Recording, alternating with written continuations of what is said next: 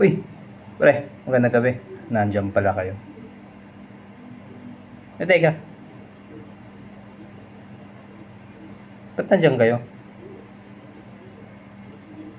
Ah, tungkol doon sa rating niya ni President Bongbong Marcos.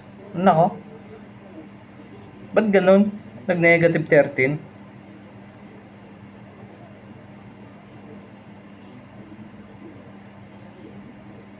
Baka naman hindi lahat ng tao pre tinatanong kasi ako hindi ako tinanong eh.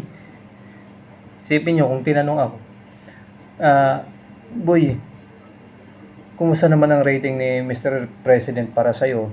Siyempre sasabihin ko na ganito, ganyan. Magaling si Mr. President. Sa iba kasi hindi siya magaling, para sa akin magaling siya. Kasi may kanya-kanya tayong pananaw pre.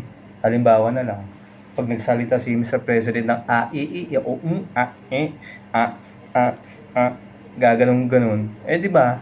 Magaling yun eh. Minsan lang sa buong mundo may ganon. Mga ganon, yung tipong mga sinasabi niya hindi naman tugma. Kasi. Kaya pre, huwag kayong magtao bumagsak mo yung rating niya. Jesus Mariosip. Ay nako.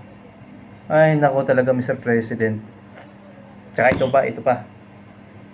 Dapat kasi pag nagtanong kayo, ano ba tawag doon? Lapitan nyo din kami, hindi lang yung iba. Sana hindi lang negative 13 yung mangyari to. Baka negative 20 pa. Oh.